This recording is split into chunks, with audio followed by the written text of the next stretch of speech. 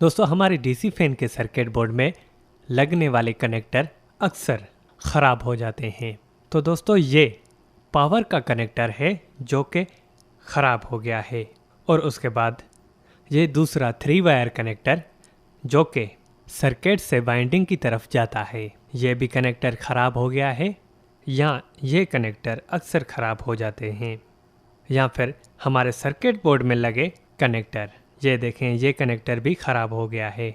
अगर हम इसमें कोई न्यू कनेक्टर लगाएंगे तो वो भी ख़राब हो जाएगा। अक्सर डीसी फैन में ये प्रॉब्लम होती रहती है कि कुछ दिन चलता है और उसके बाद ये 3 वायर केबल नाकारा हो जाती है, यानी बार बार इसको तब्दील करना पड़ता है। आज के इस वीडियो में मैं आपको एक ऐसा हल बताऊंगा, बार बार तब्दील नहीं करना पड़ेगा। तो दोस्तों ये मेरे पास डीसी फैन सर्किट बोर्ड है, इसमें से मैंने ये कनेक्टर निकाल दिया है। जैसे ये पावर वाला कनेक्टर ख़राब हो गया है, इसी तरह ये कनेक्टर भी ख़राब हो गया था, तो मैंने इसमें से निकाल दिया है।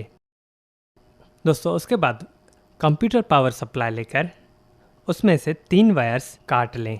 ये वायर्स हम इस डीसी फैन की जगह पर लगाएंगे। जहाँ पर मोटर के वाइंडिंग वाला कनेक्शन लगता है वहाँ पर हम ये कंप्यूटर पावर सप्लाई की 3 वायर लगाएंगे। दोस्तों ये कंप्यूटर की पावर सप्लाई की वायर्स बहुत अच्छी वायर्स होती हैं, ये ज़्यादातर ख़राब नहीं होती। तो मैं 3 वायर्स काट लेता हूँ, उसके बाद मैं इस सर्किट बोर्ड में लगा दूँगा।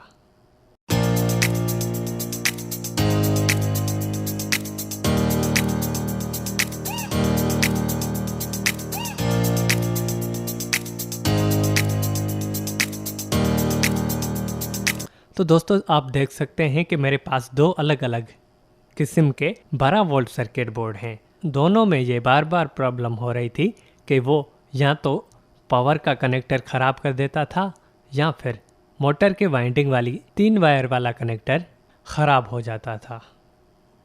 लेकिन अब मैंने दोनों सर्किट बोर्ड में इसी तरह वायर्स लगा दी हैं।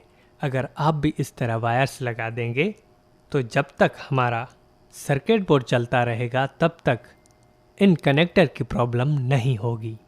हाँ, अगर सर्किट बोर्ड ख़राब हो जाता है तो फिर आपको सर्किट बोर्ड ही तब्दील करना पड़ेगा। तो दोस्तों कैसी लगी आज की वीडियो? अगर अच्छी लगी हो तो सब्सक्राइब कर दें।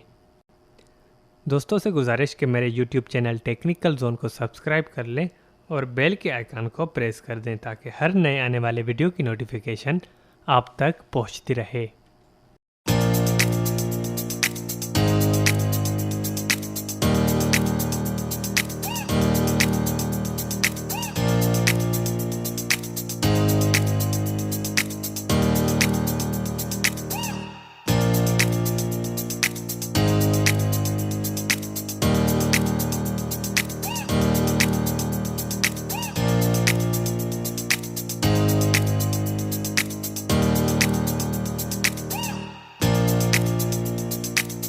कैसी लगी आज की वीडियो? अगर अच्छी लगी हो तो सब्सक्राइब ज़रूर करें और अपडेट्स के लिए बेल बटन भी ऑन कर दें।